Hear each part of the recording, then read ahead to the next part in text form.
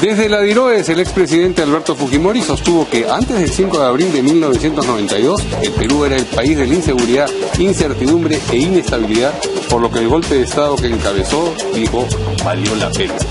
A través de su cuenta de Twitter, Fujimori destacó la Constitución de 1993 y afirmó que el arquitecto de la democracia moderna fue él. Por su parte, Luis Galarreta, vocero de la bancada de Fuerza Popular, declaró que el fujimorismo que lidera Keiko no celebra el autogolpe del 5 de abril. El congresista Luis Galarreta acusó al legislador oficialista Alberto de Belaúnde de querer hacer un show y marketearse a costa del decreto legislativo sobre violencia de género. Además, acusó a los representantes del Frente Amplio de tener un doble discurso y una doble moral porque dicen que el 5 de abril fue una dictadura, pero cuestionan una decisión tomada por una mayoría elegida democráticamente. El presidente del Poder Judicial, Duberly Rodríguez, se quejó de la falta de reciprocidad de parte de las autoridades de la justicia norteamericana en lo que concierne al pedido de extradición del expresidente Toledo, porque hasta la fecha no hay respuesta a la solicitud formulada por su par peruano. Rodríguez recomendó al exmandatario entregarse a la justicia de nuestro país a fin de evitar el tedioso proceso de extradición.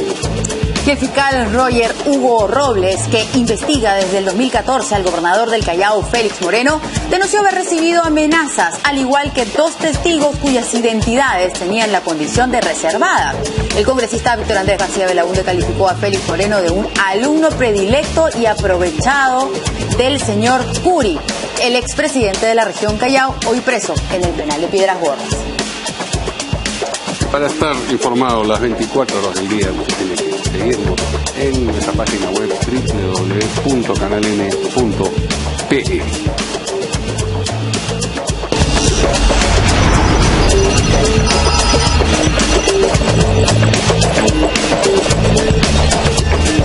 ¿Cómo están, amigos? Buenas noches, bienvenidos a En Portada. ¿Cómo estás, Verónica? ¿Cómo estás, Mario? Muy buenas noches. Vamos a presentar a 2 de nuestros 3 invitados. Tenemos al señor Fausto Alvarado, a quien le damos las buenas noches. Él ha sido, como ustedes saben, ex ministro de Justicia, pero también ex diputado. ¿Cómo está? ¿Qué tal? Y también tenemos al señor César Barrera Bazán, ex vicepresidente de la Cámara de Diputados. Era vicepresidente precisamente el 5 de abril cuando se dio el golpe. Y me secuestraron. Y lo secuestraron. Bueno, todo eso nos va a contar hoy porque... Por eso tenemos a invitados que han estado precisamente en esa coyuntura políticamente activos en ese momento. Hay un tercer invitado que está por llegar. Así es, el señor Diego Uceda, que es ex subsecretario general de SICUMPLE. Así que en unos momentos ya se unirá a la mesa para poder conversar, cómo no, sobre lo que hoy se recuerda, que es el 5 de abril. Durante la mañana, el expresidente Alberto Fujimori lanzó varios tweets. Así es. A través de la cuenta oficial. Claro. Vamos a leer esos tweets, a compartirlos con ustedes para comentarlos.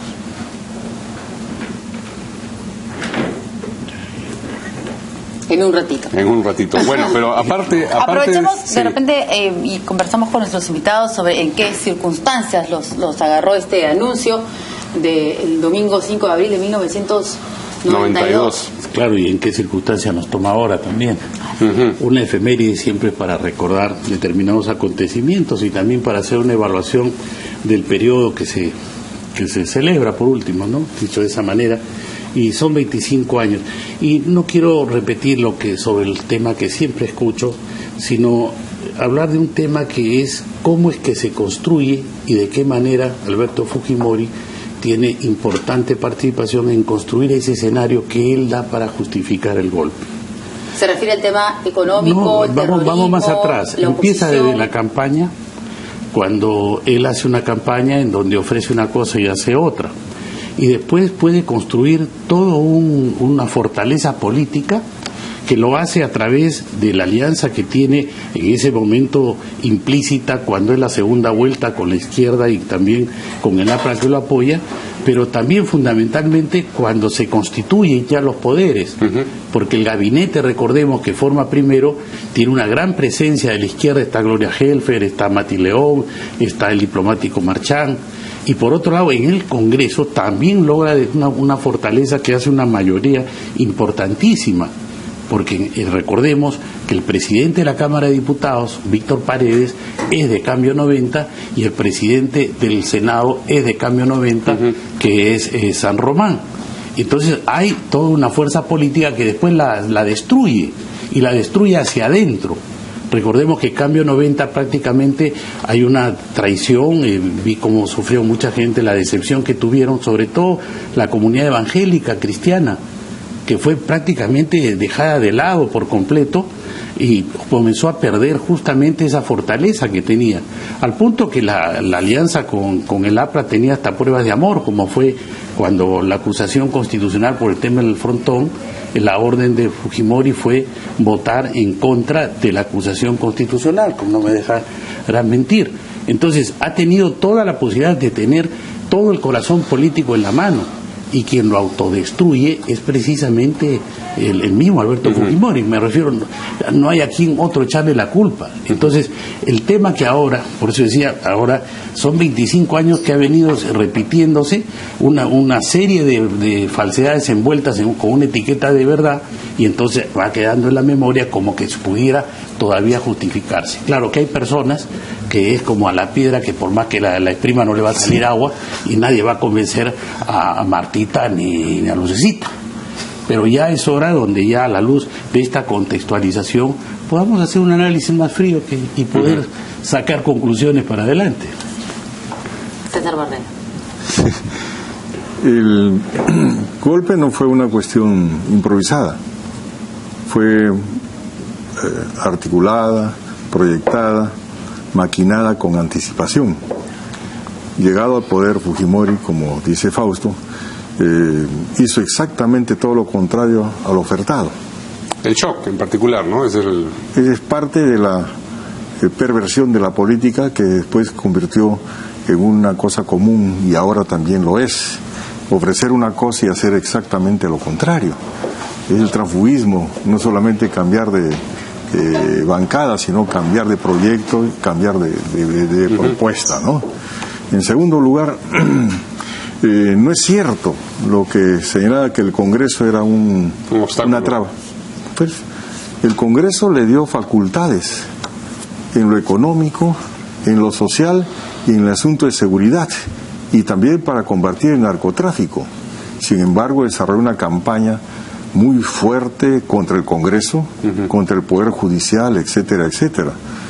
Y luego se notó la triada, ¿no?, en el Fujimori, Montesinos y las Fuerzas Armadas. O sea, hay una construcción deliberada de las condiciones en que se dio. Demolió esa cuestión. Así es. Y después el golpe, finalmente, ¿qué cosa buscaba? Hacerse del poder absoluto.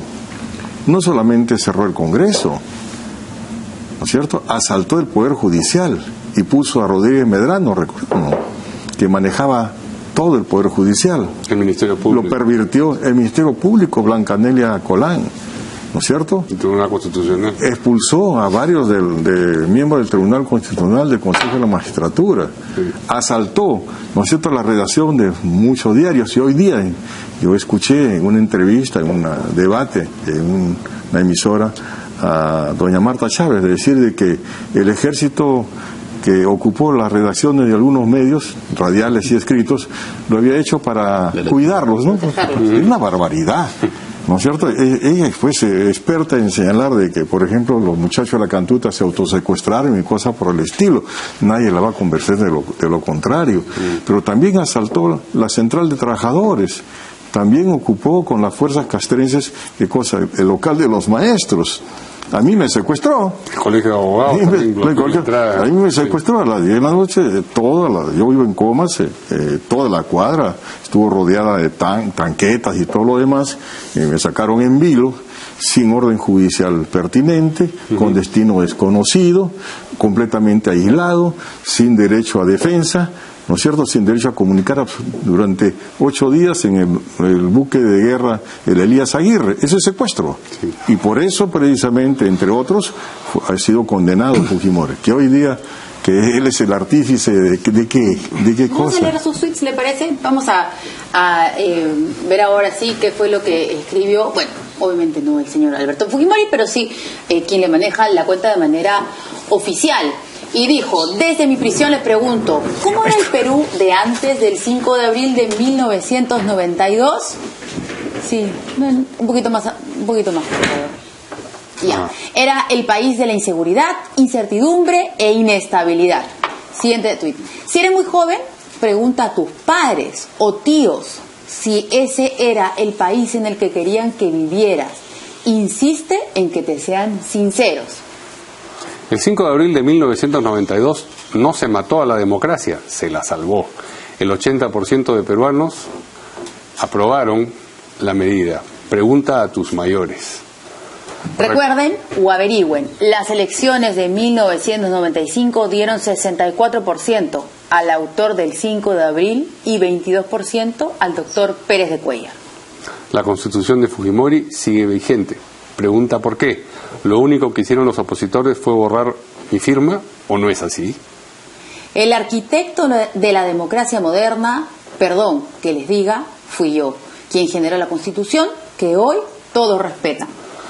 Y por último, para hacer tortillas hay que romper huevos. Alguien tenía que hacerlo. Desde la cárcel les digo, valió la pena. Muy bien. Y ya nos acompaña también Diego Uceda, el señor Diego Uceda, que ha sido subsecretario general de SICUMPLE. ¿Cómo está? Buenas noches. ¿Qué tal, Mario? ¿Qué tal? ¿Cómo están? Buenas noches, los colegas. Buenas noches a todos. Bueno, entonces vamos a darle primero la palabra a él.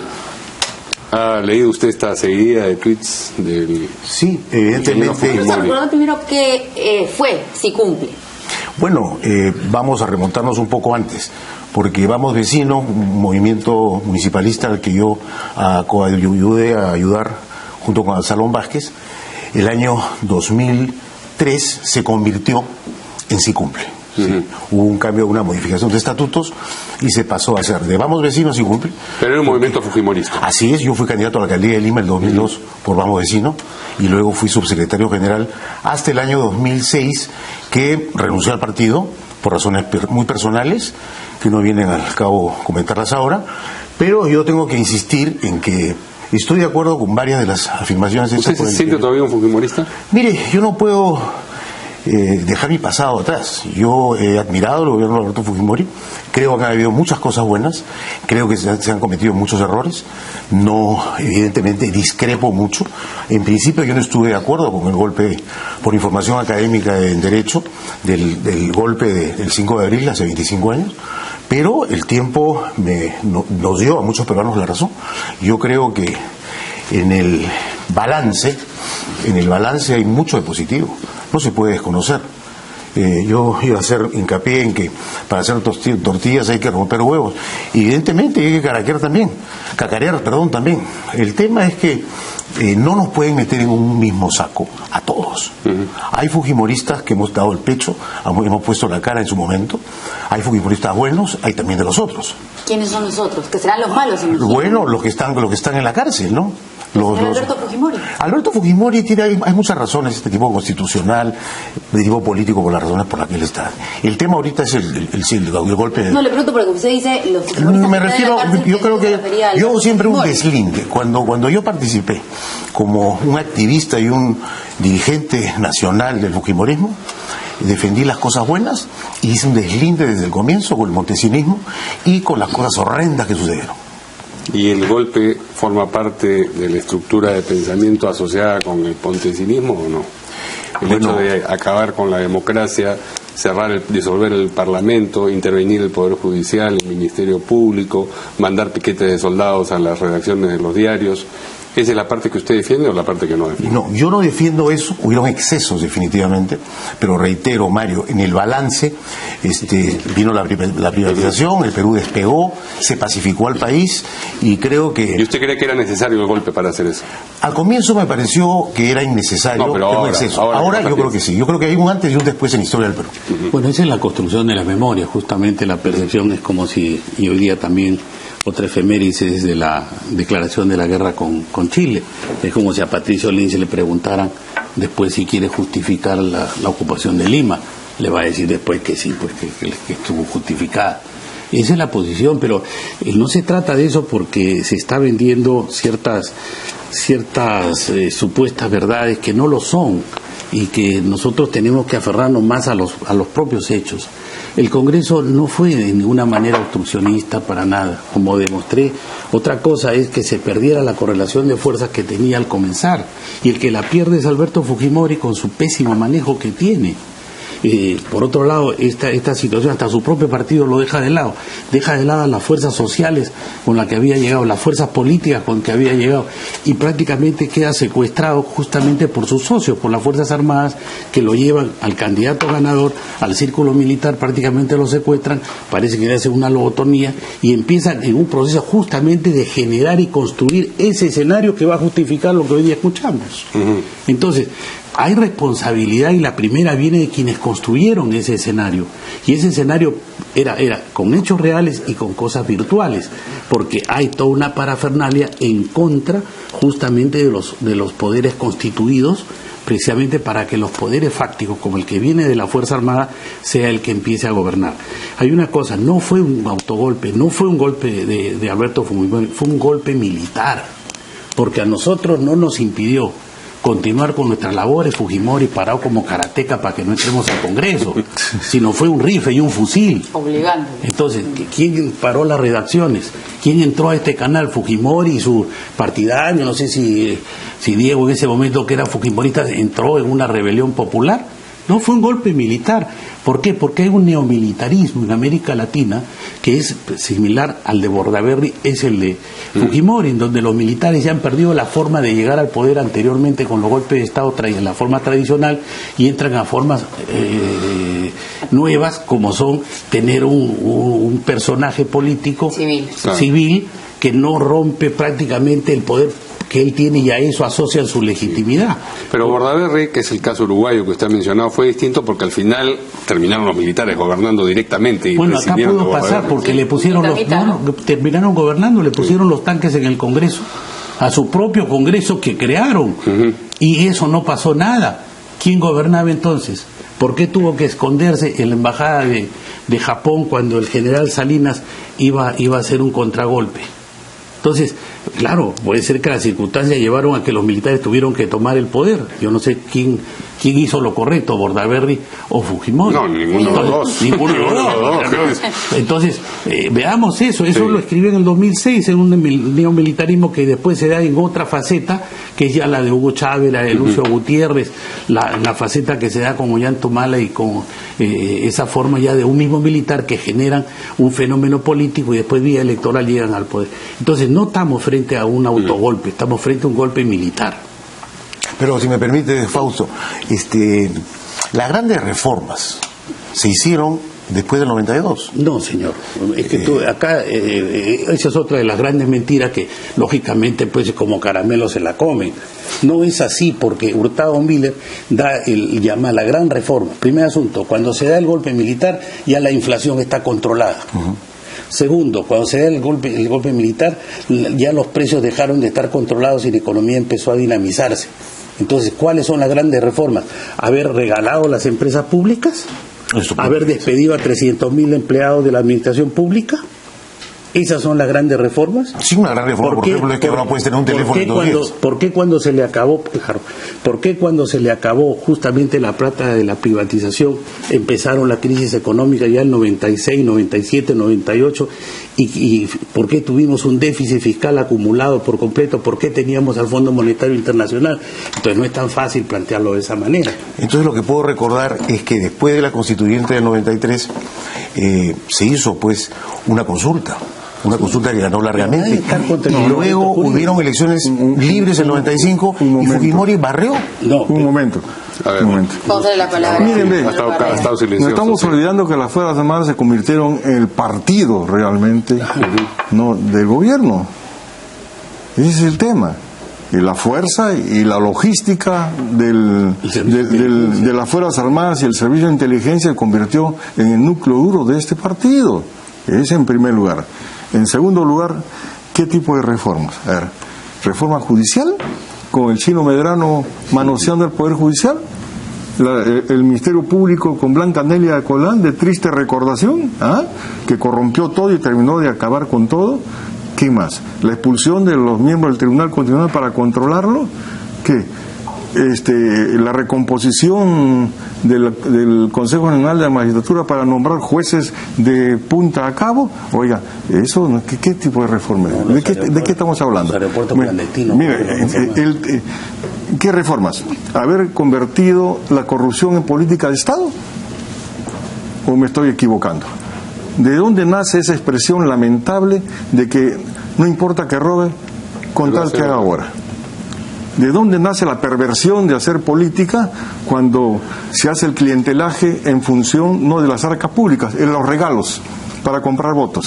¿De dónde? Yo le pregunto, ¿de dónde viene? Pero no solamente eso.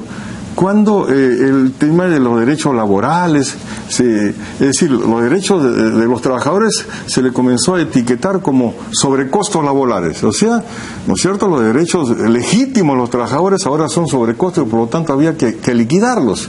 ¿Desde cuándo empieza esta vorágine no de convertir la educación pública en un vulgar negocio? ¿No es cierto? Y en un servicio por el cual se compra o se vende, al punto que la educación pública es ahora minoritaria frente cuantitativamente al tema privado. ¿Desde cuándo empieza el servicio de la salud a convertirse en el negocio que ahora todos lamentamos? Es decir, se precarizó la educación pública mucho más para privilegiar el negocio privado de la educación, igual de la salud, etcétera, etcétera, etcétera. ¿De qué? ¿Reforma en qué sentido? Controlar a la oposición con el garrote y el asesinato, el grupo Colina y todo lo demás. Oiga, si esa es gran reforma, ¿en qué vamos a quedar? Se dice que ahora todos tenemos teléfono. Es el comercio que crece a nivel de todo el mundo. ¿Eso es gran reforma?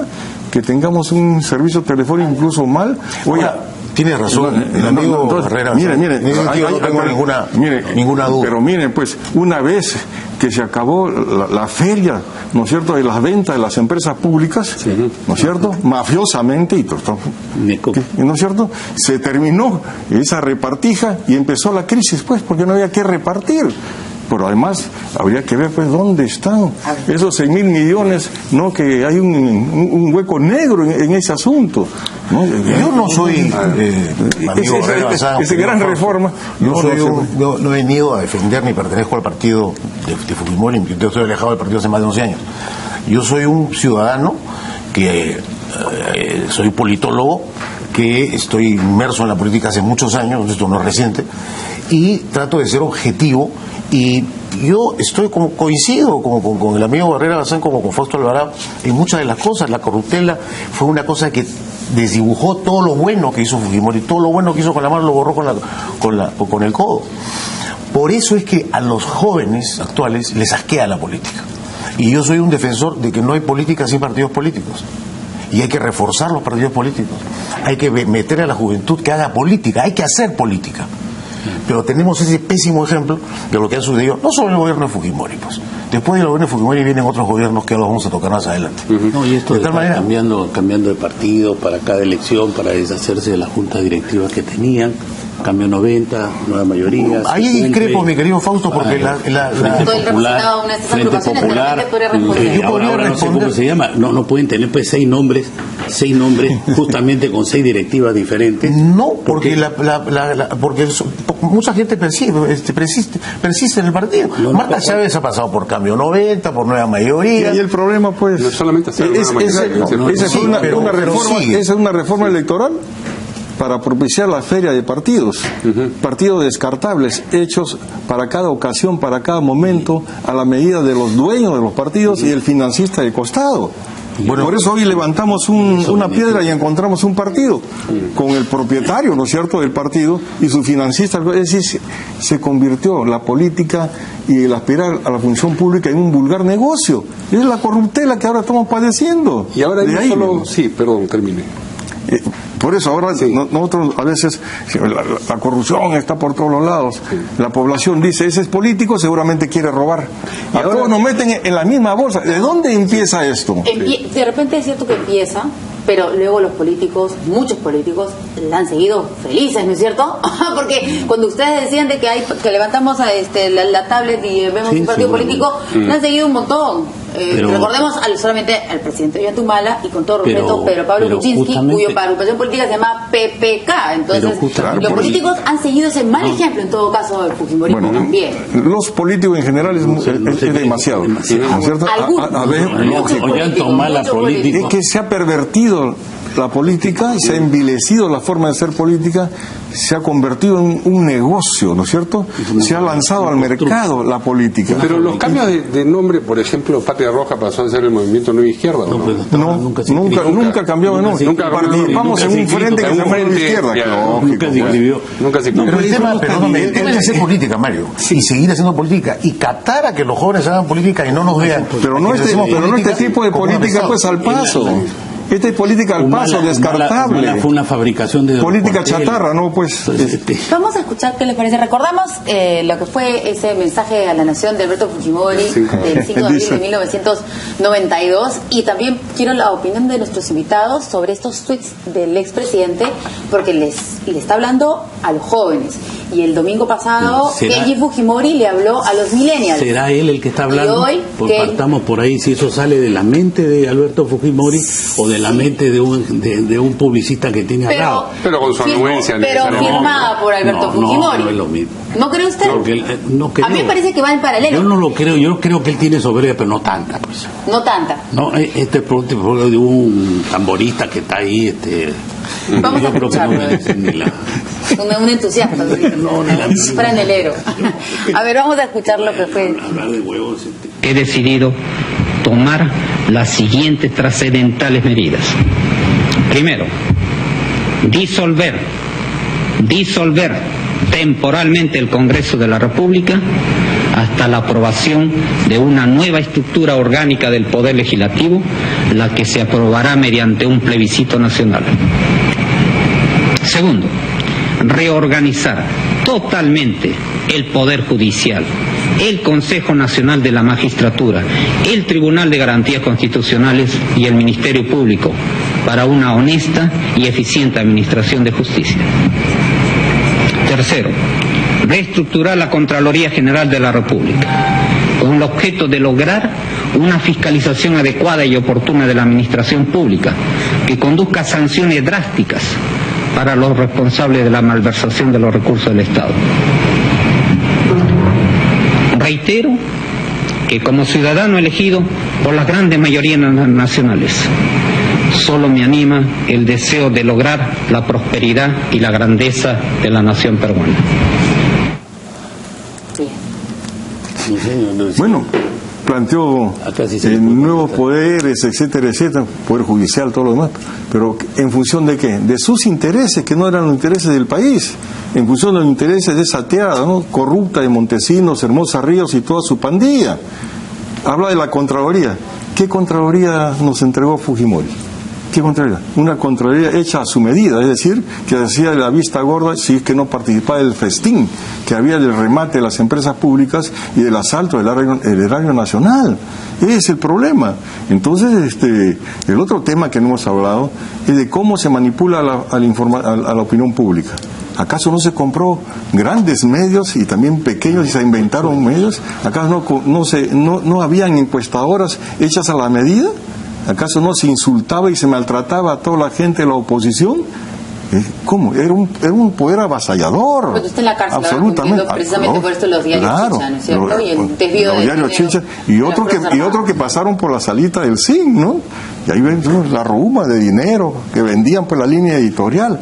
Eso no lo podemos olvidar. Y no nos hemos curado, porque estamos hablando de hace 25 años, del 5 de abril del golpe de Estado, y han pasado, sobre lo que usted está mencionando, 17 años. Y no nos hemos jurado políticos, periodistas, sociedad civil.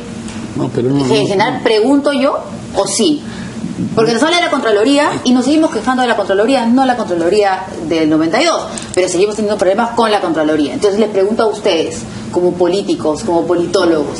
No, pues ahí es un análisis tenemos más otros complejo, temas para ir yendo de más adelante. No, pero evidentemente no es porque Fujimori sea artífice de algo, sino porque en el fondo la sociedad peruana también está evolucionando, la economía peruana también ha evolucionado.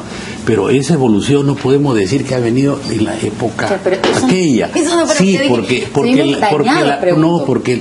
el desarrollo económico trae desarrollo social, trae desarrollo político. Hoy día hay mucho que defender, lo que no había antes. O sea, no podemos negar que el país tiene unas características bastante superiores a las que se tenía hace 25 años. pero no es producto de un hombre, es producto de todos. Tampoco no estemos nosotros autoflagelándonos cuando vemos con claridad de que las condiciones de vida hoy día son mejores que las que teníamos hace 25 años. Pero vayamos poniendo a cada uno su mérito y a cada uno su responsabilidad. Mira una cosa, por ejemplo, no se analiza, el Fondo Monetario Internacional ya no entra en el debate, no está en el lenguaje. Y durante la época de Fujimori permanentemente estaba. Teníamos una balanza comercial y una balanza de pagos negativa durante todo ese periodo. Entonces, puede ser que algunas cosas podrían haberse encaminado porque tampoco 8 años no van a pasar por gusto y 10 menos. Y más aún, la percepción que se vendió con respecto a eso ha hiperbolizado la imagen que se tiene y hoy día es el resultado político que vemos en una conformación del Congreso, que si vamos a una nueva encuesta nacional, me refiero ya electoralmente, no repiten pues esa representación. A diferencia de lo que se mencionaba hace un momento de las sucesivas identidades partidarias del fujimorismo, ahora existe un solo partido y sin embargo parece que existen varios fujimorismos, porque hay un sector que dice, como por ejemplo hoy día Luis Galarreta, que el fujimorismo que lidera Keiko no celebra el autogolpe del 5 de abril, lo que quiere decir que hay otro fujimorismo que tiene otro líder, es lo que se desprende lógicamente de esto de acá. El señor Becerril también dijo lo mismo. Dijo algo parecido, sí. Y en cambio, hemos leído lo que escribió en el Twitter el ingeniero Fujimori, y también cosas como las que ha dicho Marta Chávez. Tenemos un byte de ella diciendo que fue necesario. Para salvarle la vida a un paciente se tenga que amputarle un brazo o una pierna. Fue una medida difícil, nadie celebra que a uno le amputen un brazo o una pierna, pero sí celebra que se mantenga su vida. Y eso es lo que hizo el presidente Fujimori, un país que estaba destruido, destrozado, quebrado, que Sendero Luminoso estaba en las puertas, tocándonos las puertas. No olvidemos que recién en septiembre del 92 es que se captura a la dirigencia, la cúpula de Sendero Luminoso, que está ahí bien vivitos y coleando. También se captura después del 5 de abril a la dirigencia del MRTA, que se había escapado muy curiosamente un mes antes de que termine su gobierno el señor Alan García. Entonces, yo creo que los peruanos tienen que leer su historia para entenderla bien. No sé por qué ustedes en realidad quieren que se diga estuvo bien o estuvo mal. Creo que cuando uno hace un juicio de valor, y yo digo que hubo un quiebre democrático del orden constitucional, no sé pues si para ustedes eso es bueno. Entonces yo doy mi punto de vista con las palabras correctas de lo que ocurrieron en ese momento. Y tan es así que nosotros nunca celebramos ni vamos a celebrar el día 5 de abril. ¿Qué le deja al fujimorismo esta fecha hace 25 años? ¿Qué cambió el país luego del 5 de abril? A ver, cambió en muchas cosas. Recuerden que veníamos de una terrible hiperinflación. Eso fue totalmente superada. Recuerden que estábamos fuera del orden económico internacional. El Perú era un país paria, un país que ni el BID ni el Banco Mundial podía darle créditos. Eso cambió con Alberto. Muy bien. Por favor. Gracias, Mario. Mira, para ir cerrando también vamos a ir con otros temas. Yo como espectador de la política y ex militante del fujimorismo, yo no estoy en el fujimorismo activo, yo tengo una percepción parecida a la tuya, pero le podría agregar algo más. Existe la gente que es cercanísima a Keiko, digamos Letona, Miki Torres, Becerril, Salaverry, lo que se puede decir el neo-fujimorismo, versus los albertistas, que están encabezados evidentemente por Kenji Fujimori, que tiene detrás de él a Carlos Orellana Quintanilla, que fue el secretario, está Marta Moyano, están algunos personajes, Jorge Morelli y algunos personajes, y yo diría que hay una terna adicional, los ramiristas, algo que la prensa... Joaquín Ramírez dice. De Joaquín Ramírez, porque hay que recordar que él fue el secretario general, uno de los mayores mecenas del fujimorismo. Poderoso caballero de don dinero. ¿no? Entonces, hablando de poderoso caballero de don dinero, hay muchos congresistas de provincias que están ligados de alguna forma, quieranlo o no, a la Universidad de las Peruanas. Al señor Ramírez. Así es. Entonces, la cosa no es de 2, yo diría que es hasta de 3. Muy bien. Bueno, A 3 bandas. En política no hay que ser ingenuo. En este debate de K con K, separados, por favor. Este debate, lo que están haciendo es querer copar toda la atención política. ¿Usted cree que es coreografiado? Yo no soy ingenuo pues en esto. Yeah. Lo que están haciendo es copando todo, haciendo su propia oposición, y todos nos estamos hoy día, por ejemplo, metiendo dentro de ese saco. O sea, esto es una cosa táctica manejada de esa manera. O sea, yo no lo veo como que con sinceridad vaya yo a creer que este señor con una bandera y otra persona que... No. Yo creo que están queriendo copar todo el espectro del debate político. Entonces, para escaparnos de ese saco, vamos a ir a una pausa y regresamos con un tema distinto, que es lo que, Luis Galarreta le ha dicho a Alberto de Belaúnde a propósito de la manera de oponerse a lo que quieren establecer sobre el decreto legislativo acerca de la violencia de género. Con eso regresamos.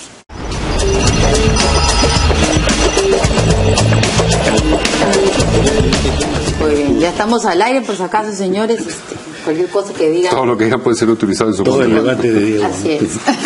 Bueno, hemos anunciado que el señor Galarreta ha acusado al congresista Alberto de Belaúnde de querer hacer un show y marketearse, esto a costa de este decreto legislativo sobre violencia de género, y acusó a los del Frente Amplio de tener un doble discurso y doble moral porque dicen que el 5 de abril fue una dictadura, pero cuestionan una decisión que fue tomada por una mayoría elegida democráticamente. Se refiere a la derogación en la Comisión de Constitución de parte de un decreto legislativo que hablaba sobre ese tema y la reacción que esto ha generado en Alberto de Belaúnde y también en representantes del Frente Amplio. Ese es el contexto, efectivamente. Bueno, no sé si nuestros invitados han tenido oportunidad de ver estos artículos, ¿no? Porque no ha sido todo el decreto legislativo el que ha sido anulado, han sido 2. Y el resto sí ha sido aprobado, digamos, ¿no? A ver qué dicen nuestros invitados. Doctor Alvarado. Diego, yo creo que el tema pasa por... Bueno, me están pidiendo... Pasa por Fujimori, pues es un problema entre Fujimori. Pero yo no estoy defendiendo defender a Fuerza Popular, ni mucho menos. Yo he venido con inmenso cariño al canal para dar mi punto de vista. Respecto a este tema, yo creo que hay un vacío legal. Y creo que Torres ha sido ayer en este mismo canal con Christian Hudwalker bastante explícito. Sí, yo creo que la medida de que en cuanto Keiko ha dado la orden de llevar a cabo este cambio de opinión, yo creo que manejar una bancada de 72 parlamentarios no es fácil. Cuando tenían 13 el 2006 era bastante difícil. Después los 72 que tuvieron el 2011 y ahora son 76 pensamientos totalmente diferentes. Pero creo que es una bancada conservadora. Hay algunos personajes ligados al Opus Dei. Es una bancada en la que no conocemos ninguna persona que tenga alguna inclinación sexual como si la hay en otras. Por si acaso, ojo, yo no soy en absoluto... Estoy en contra de los gays, ni mucho menos, pero creo que esto tiene para rato todavía. No se ha manifestado concretamente el señor Torres, que es el presidente de la Comisión de Constitución, de tal manera que hay que dejar que pase un poco de agua, que siga pasando el agua bajo el puente. Bueno, o sea, ¿cree usted que en el debate que se dé en el Pleno del Congreso no van a derogar estos artículos? Bueno, es difícil porque como te repito, es una bancada disciplinada. Y ya salió algo de la Comisión de Constitución, es obvio que van a derogarlo. Pero la oposición o la gente que esté opuesta a esta medida, a que haga saber sus posiciones, ¿no? Vamos a ver qué dice Marisa Aguilar, vamos a ver qué dice la gente de la izquierda, y vamos a ver qué dice, cuáles son cuál es la posición del partido de Pedro Pablo Kuczynski. Mira, yo creo de que tiene que ver con el ejercicio democrático y sobre todo algo que en relaciones humanas tenemos que tener en cuenta, la tolerancia, ¿verdad? La tolerancia con los que son distintos a nosotros, porque el querer sujetar de un otro lado a mi creencia, ¿no es cierto?, a mi opción, es una barbaridad, es un fundamentalismo.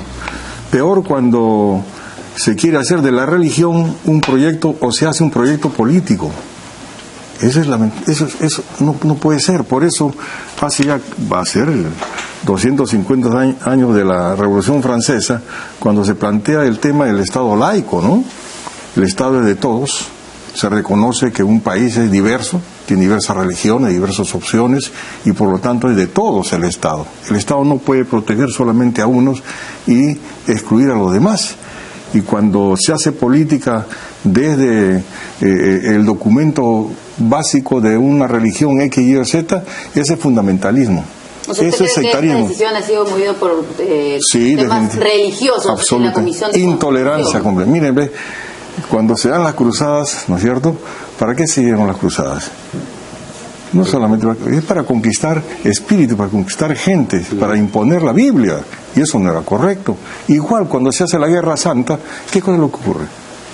¿No? Para imponer, ¿no es cierto?, como política de un Estado, su religión. Y la religión, ¿no es cierto?, y la creencia y la fe de uno no puede imponerse como política de Estado. Es ahí un problema lamentable. Por eso es que está en un entrampamiento entre la gente que piensa más modernamente, con tolerancia, conociendo que somos un país diverso, multiétnico y todo lo demás, y también con diversas minorías. Y sin embargo queremos ponerle el crucifijo en la frente a todos y estamos mal. Por ahí no empieza el asunto.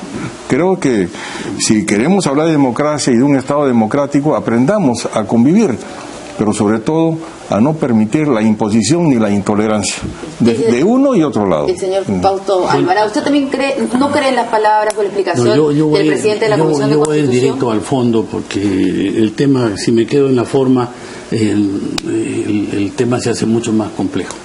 Pero llega un momento que hay que definirse. La evolución, más que del Estado religioso, teocrático al Estado laico, es más que nada filosóficamente cuando se va al naturalismo. Y tenemos que respetar la naturaleza primero. Y en función de eso hacemos la cultura cuando adecuamos la naturaleza al uso del ser humano. Entonces, en este tema, lo que está de por medio es la violencia. Y la violencia es contra todo, eso es genérico. Entonces, hay sectores que puede ser por la debilidad que tienen para enfrentar a quien ejerce la violencia, requiera de una mayor protección o la pena sea agravada al respecto. Pero estamos yendo a un punto donde todos nos estamos sintiendo débiles y todos estamos reclamando protección. ¿Qué va a pasar? Que al final todo es lo mismo, porque igual la edad mayor también, el niño también, ahora todos estos sectores, y entonces vamos a hacer tal tejido que al final todos terminamos en igual nivel de protección. Entonces hay cosas donde yo en la religión tengo mis respetos y creo que la religión tiene una función más allá del tema de adoración o metafísico. También tiene un apostolado en relación a la moral y a la ética con que deben manejarse dentro de la sociedad. Entonces tampoco no la dejemos de lado, no es el caso, no comparto en esa parte. Yo creo que la religión ha cumplido un rol. Y puedo decirte, en Hispanoamérica no hay guerras, una de las razones porque tenemos una sola religión y porque tenemos un solo idioma. Exacto. Vamos a escuchar a un constitucionalista, un abogado, el doctor Aníbal Quiroga, que de alguna manera también está por este sustento del presidente de la Comisión de Constitución y de la mayoría fujimorista en la comisión, que aseguran que para la delegación de facultades no se había especificado que se iba a hablar sobre este tema de la discriminación de género, que se había hablado de otros temas pero no de este específico, y que no se podía aceptar un decreto legislativo de un tema que no se había debatido previamente. Vamos a escucharlo. Las facultades delegadas en materia de lucha contra la seguridad ciudadana. Si uno hace una interpretación extensiva, diría sí, cualquier modificación al Código Penal implica la lucha contra la seguridad ciudadana, que es lo que dice Joseph, es lo que dice el Tribunal Constitucional. Pero las facultades legislativas no se interpretan excesivamente, se interpretan restrictivamente, solo en aquello que específicamente, y en caso de duda hay que ser restrictivo. Si te queda la duda de que si te lo han dado o no, tienes que entender que no te lo han dado. Y entonces técnicamente Congresista Torres tendría razón. Si no le han dado facultades para legislar el Código Penal en materia de regular el temas de género, porque él dijo, o temas de género, temas de discriminación sexual o temas de opción sexual, entonces no se lo han dado, y si no se lo han dado es un contrabando hacerlo de esta manera, más allá de que sea una lucha legítima y que sea una lucha plausible. Correcto, pero sí tendría razón en decir, bueno, vengan a... ¿Qué dice?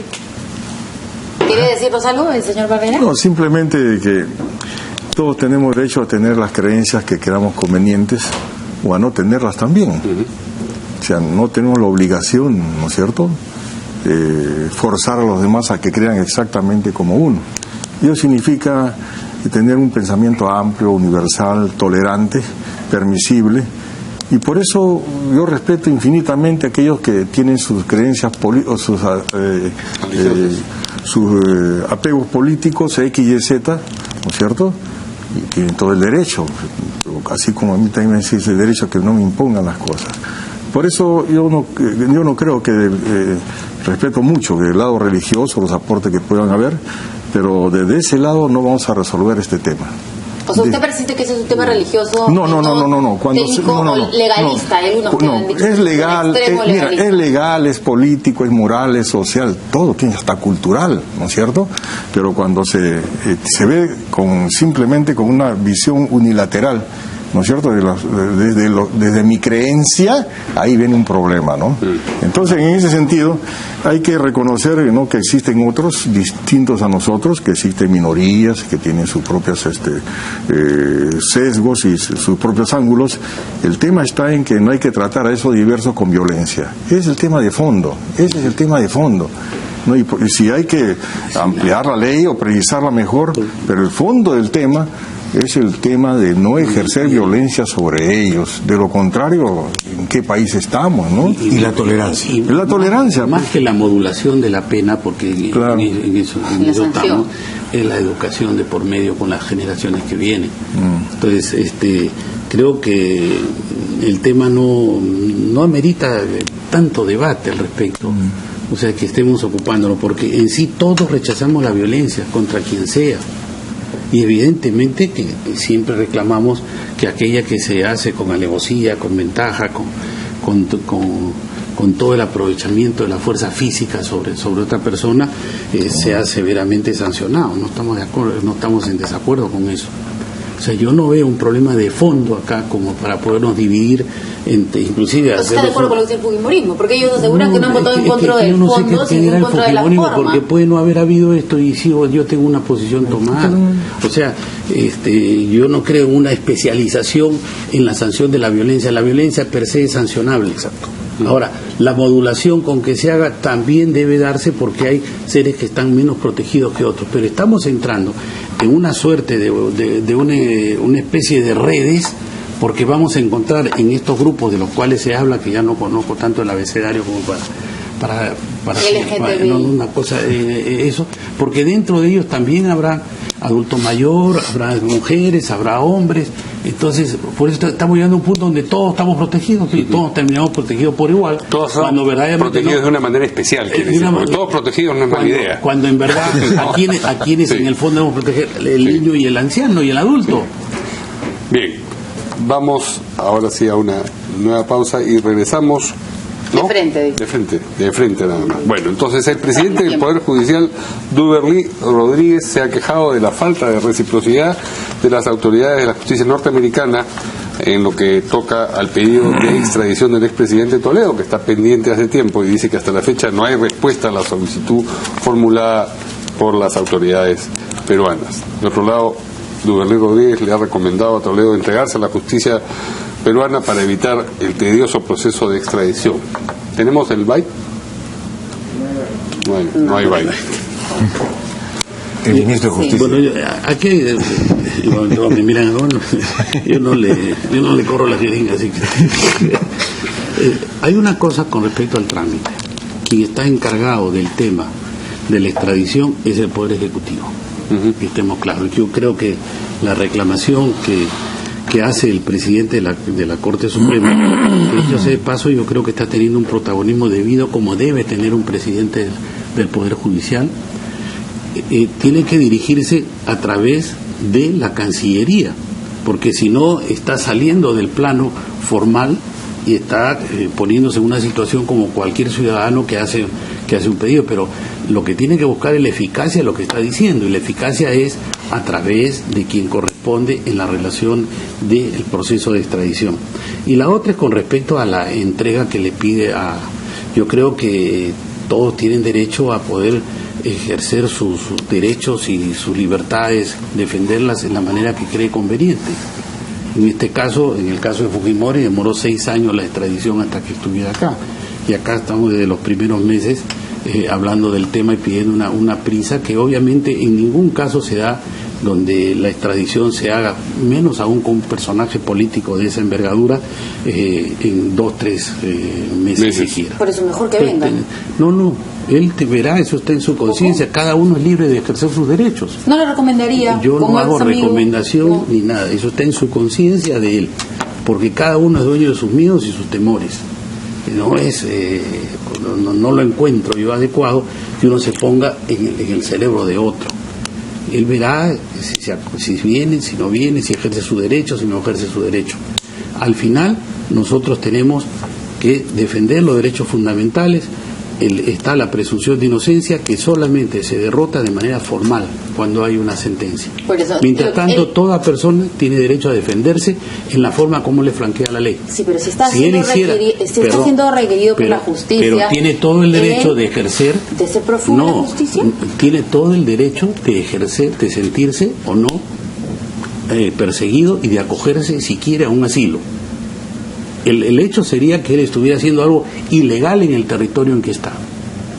Cuando esa autoridad lo requiera, lo detenga para fines de extradición, él estará fuera de la ley. O sea, ¿usted cree que tampoco aquí hay imparcialidad? Yo no le estoy diciendo eso. Le estoy preguntando porque, si usted por no una cree, razón, porque esto no es tema de creencia, este es un tema técnico. De la justicia en este momento. Este es un tema técnico. Este no es un tema de creencia. Señor, técnicamente no, señora. Por una razón. Porque él está en un territorio. Porque abre un poquito. A ver. Porque él está en un territorio y la justicia penal se ejerce territorialmente. Es un principio de territorialidad. Le están pidiendo que venga en el sitio que él está, no está pedido por la justicia. No. ¿Para qué está tramitando? Entonces, ¿para qué se tramita la extradición? Porque él no quiere venir. Pero, y lo tienen que traer. Pero tiene el derecho de decir o no decir y esperar que se haga el trámite. O sea, no es prófugo la justicia para usted, Alejandro Toledo. Es que no, ¿por qué lo va a calificar así? Porque técnicamente quien es requerido por la justicia y no viene al requerimiento del Poder Judicial, se le llama prófugo de la justicia peruana. Seguramente en un lenguaje, pero en un lenguaje técnico, todavía ni siquiera se ha hecho la formulación de un pedido en un territorio donde se ejerce esa norma. Las normas se ejercen en un determinado espacio. De repente. ¿De acuerdo? Okay. Ese espacio, usted dice la norma se ejerce dentro de un determinado espacio. No la forcemos mediáticamente a que también tenemos que calificar de la misma manera cuando estamos en otro espacio.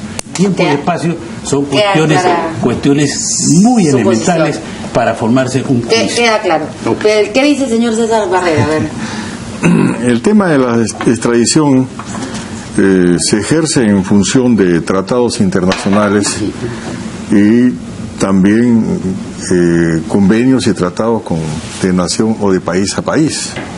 Por ejemplo, muchos quisiéramos tenerlo hace años, a la familia Fujimori, ¿no es cierto?, que está en Japón, ¿no? Y no podemos porque siguen ahí. Y ellos son prófugos de la justicia. Claro, pero... Peruana, exacto. Eso es lo que ha dicho sobre de la justicia peruana. Pero hay un problema. No. Es que hay un problema. Sí. Hay tratados de reciprocidad de Estado a Estado.